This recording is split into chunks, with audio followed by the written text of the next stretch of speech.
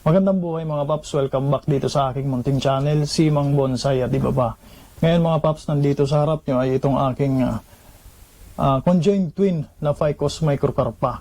Kaya ako siya mga paps tinawag na conjoined twin kasi meron siyang dalawang apex, tapos may isang katawan. So parang dalawang bonsai sa isang trunk. Hindi naman siya matatawag na twin trunk, kasi isa lang yung main trunk niya. Pagdating dito naghati. Kaya ang tawag ko sa kanya mga paps ay conjoined twin.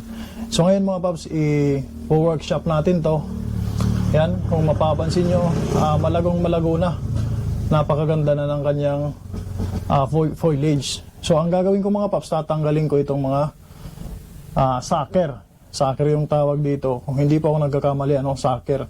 Yung mga branches o mga shoots na tumubo doon sa baba ng kanyang trunk na hindi naman kailangan.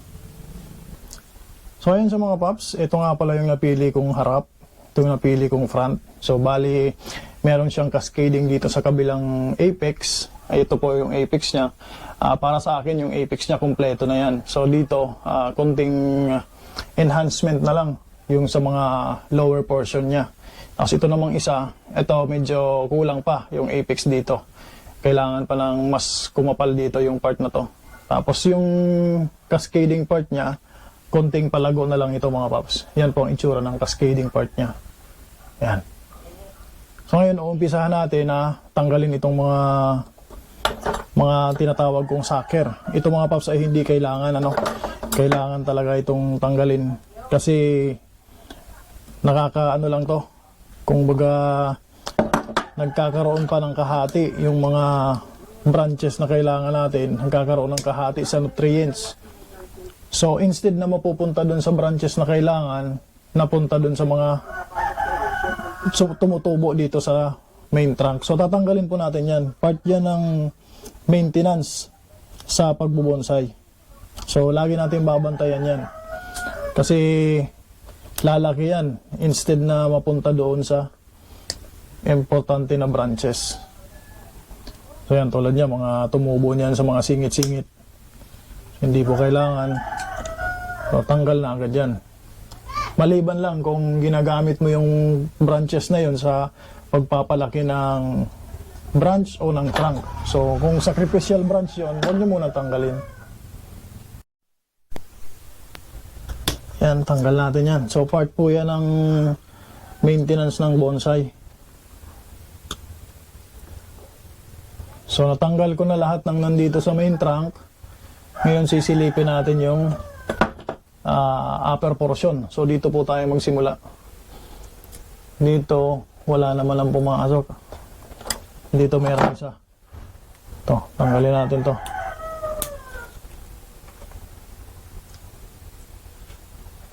So yan.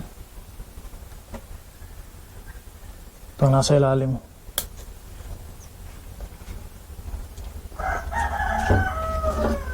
So ngayon yan lang muna. Dito tayo sa isa. So tanggalin natin tong dito sa part na to mga paps. Yan marami nagkumpulan dyan. Magkukos din po yan ng reverse taper kapag hinayaan natin yan.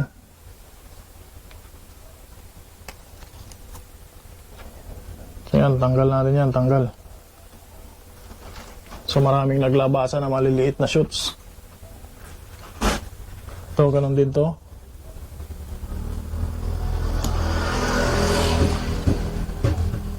So naging mas maliwanag mga paps yung itsura dito nung natanggal natin yung mga unwanted na branches. So dito mga paps sa loob, tanggalin natin yung mga maliliit na yan. Kailangan nating silipin yung mga maliliit na yan. Dapat ay tinitingnan natin yan. So magbabawas na rin ako ng dahon dito mga paps para mas kita yung separation ng branches. Ang naiiwan po dyan mga paps, although may mga maliit pang bagong tubo dyan sa loob, ay sa tingin ko kakailanganin ko yan in the future. Kaya iniiwanan ko.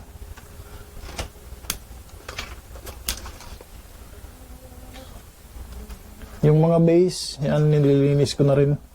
Mga base ng bawat branches, tinatanggalan ko ng lumang dahon. So napakabilis nga pala lumago nitong material na to.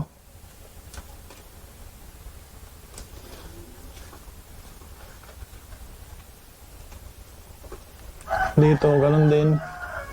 Tanggalan natin to para makita yung branch dito. So ngayon mga paps, nagbabawas po ako ng mga dahon na yung matured na. Tinatanggal ko lalo na yung malapit sa mga base ng bawat branch at sa yung mga nasa ilalim na dahon. Tapos kasama na rin yung mga nasa ilalim na branches.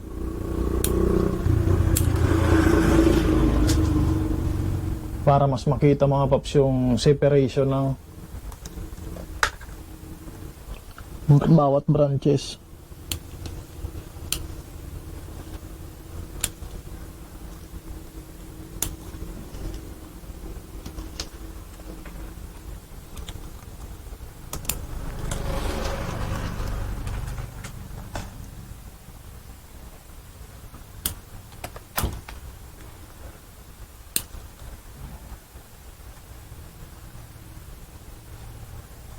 So yan, sa tingin ko mga paps, okay na yan.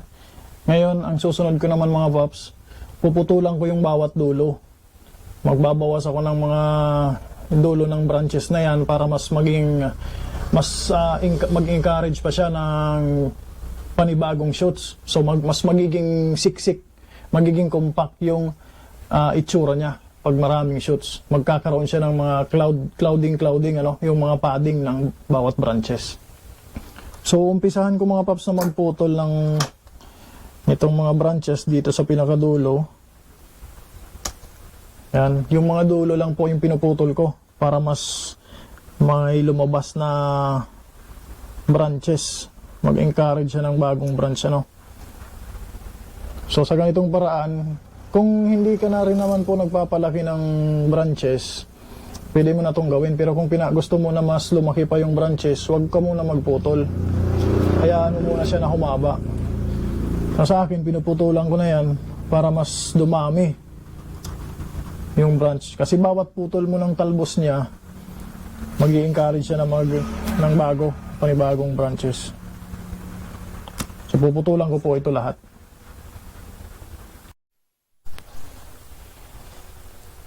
So ito mga paps, at natapos ko ng maputulan yung mga dulo nitong dito sa part na to. Maliban dito tapos yung ibang hindi ko pa pinutulan, kailangan ko pa mga paps na humaba pa yung branch na yan, kaya hindi ko muna pinutulan. Tapos maliban dito sa may apex kasi ayusin ko to mamaya.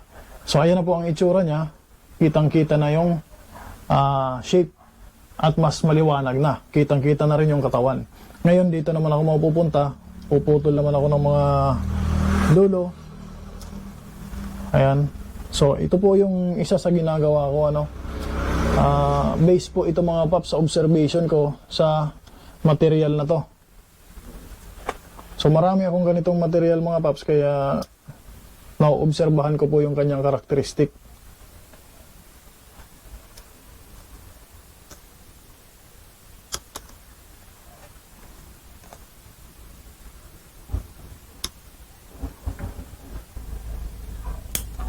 So ito na mga paps, at malapit ko na pong matapos. Nandito na ako sa apex part nitong isang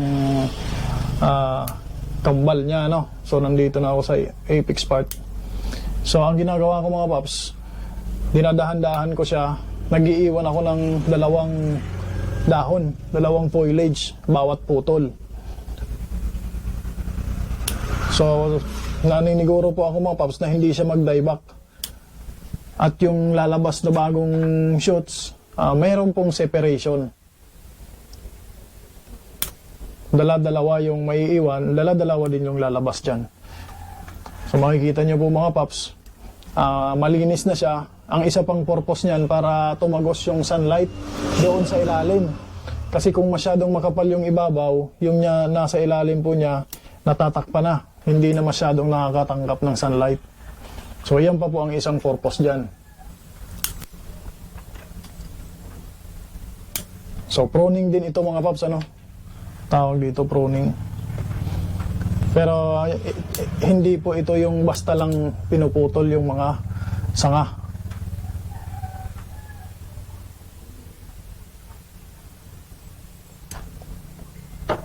So ayan na siya mga paps. Pagkatapos ng pruning, so numipis ng konti, mas malinis.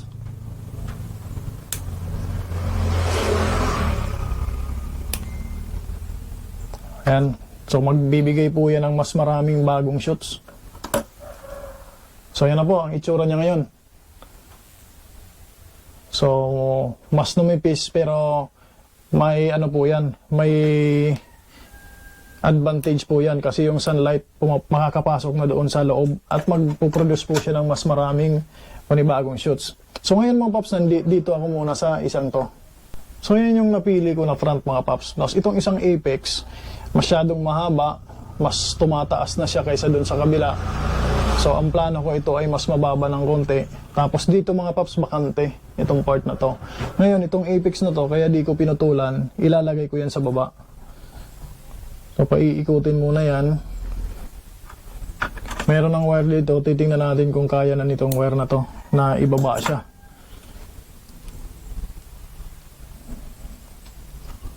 Subukan natin ibaba. So ang mangyayari mga paps, ito yung leader niya. Ilalagay natin dito sa baba, magkakaroon siya dyan ng panibagong leader. So marami namang bagong shoots dito sa taas. Tanggalin natin tong mga dahon dito sa curb. Yung dito kailangan.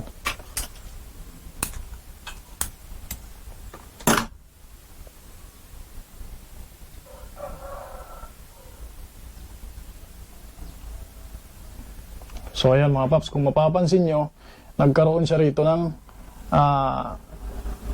pang-fill up ng gap. Ang part na yan, binend natin to mga paps yan, no? Binend natin, nilagay natin to sa baba para lang ma-fill upan yung gap dito sa kabila. So ang kagandahan mga paps dito, napaka-flexible ng material na to. So ito na yung magiging bagong leader, itong isa na yan. So yes, mas lalakas po yan, bibilis yung pagtubo kasi nandyan siya sa taas. Siya po yung unang makakatanggap ng mas maraming sunlight. Samantalang itong dito, puputulan na natin yan dahil masyadong mahaba, di natin sila kailangan na mahaba. So yun, kung mapapansin nyo, bumaba siya ng konti at na-fill upan yung gap dito.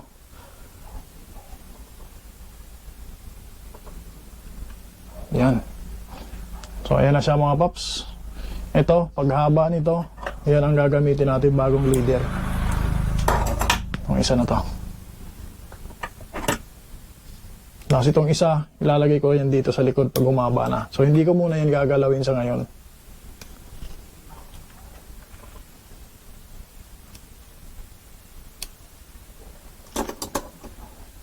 So ayan na siya.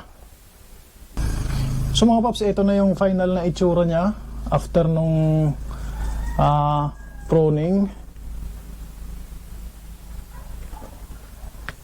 So ayan, kung mapapansin nyo, mas malinis, mas kita yung shape niya, bumaba ito ng konti kaysa dito. So hindi po pwedeng magkapantay sila, pangit po tingnan ano.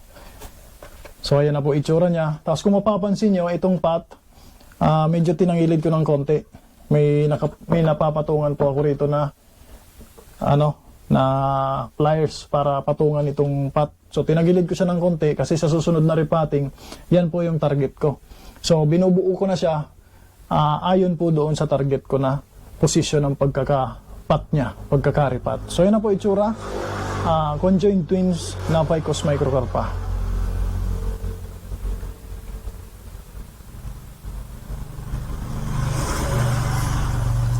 Ayan na po. So sa ngayon mga paps, hanggang dito lang muna part ng bonsai maintenance na sinishare ko sa inyo. Sana po ay meron kayong nakuhang idea. Sana ay nakatulong pa ako doon sa mga gustong mag-umpisang mag-bonsai.